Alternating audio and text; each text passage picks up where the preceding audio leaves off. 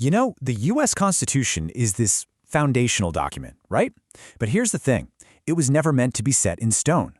The founders actually built in a way to change it to adapt it for the future. But there's a catch. They made the process incredibly, almost impossibly difficult. So let's dive into what it really takes to run this constitutional gauntlet. So just how tough are we talking? Well, get this. Since 1789, members of Congress have officially proposed almost 12,000 amendments. Think about that for a second. Nearly 12,000 different ideas on how to fundamentally change the rulebook for the entire country. That's a mind-boggling number of attempts. Okay, so you've got almost 12,000 tries. How many actually made it across the finish line? Just 27. Not 2,700. 27. That's it. That's a success rate of less than 0.25%. It's just an astonishingly small number that really shows you the scale of this challenge. Right, so that brings us to the big question. Why? What makes it so incredibly hard to amend the Constitution? What are these hurdles that an idea has to clear to become a permanent part of the text? Well, the answer is baked right into the Constitution itself in Article 5. You see, the framers wanted it to be hard. They designed this two-part gauntlet on purpose. The whole point was to make sure that any change had massive, widespread support from all across the country, not just a temporary, fleeting majority. So here's how it works. Step 1, you need a 2/3 supermajority vote in both the House and the Senate just to propose an amendment.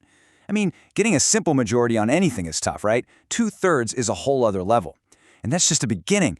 If it clears that hurdle, it goes to the states. And you need 3/4 of them, that's 38 out of 50 states, to say yes. Think about that. It means just 13 states can block the will of the other 37. Wow. But, you know, even with this ridiculously high bar, it has happened. And the most famous example, of course, is the one that started it all, the first 10 amendments. We know them better as the Bill of Rights. Yeah, the Bill of Rights. All 10 were ratified together back in 1791. And their whole purpose was to draw a line in the sand, to protect individual freedoms from the power of the new federal government. We're talking about the big ones, you know, freedom of speech, the right to a fair trial, all that stuff we consider fundamentally American. They really set the stage, showing that the Constitution could be and should be updated to protect people. Now, after that first big batch, amendments didn't just trickle in one at a time. It's actually really interesting when you look at the history. You see, they tend to come in these big waves, usually right after some massive national crisis or a huge social movement that just forces the country to rethink everything.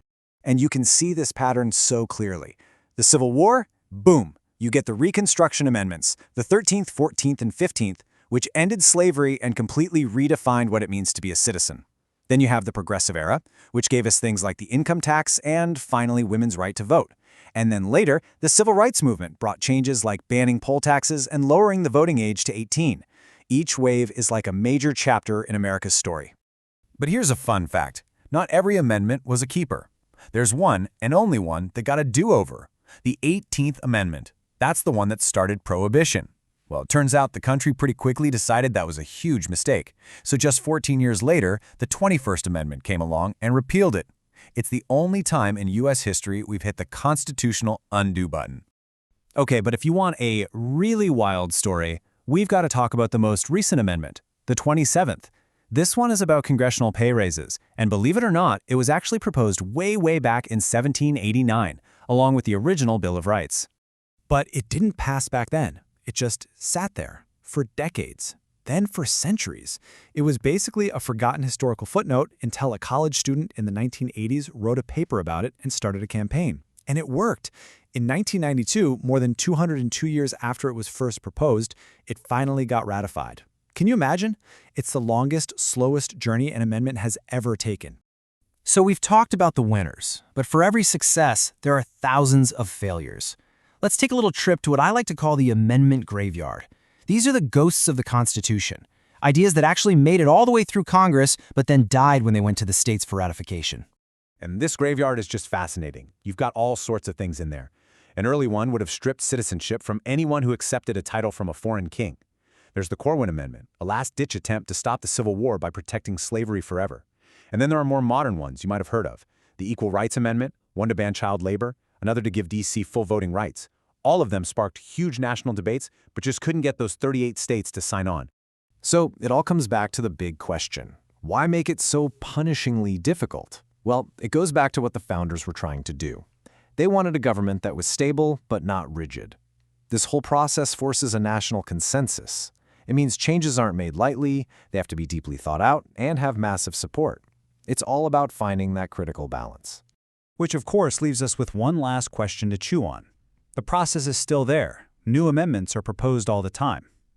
After everything we've talked about, the history, the near-impossible odds, what issue today could possibly unite the country enough to become the 28th Amendment?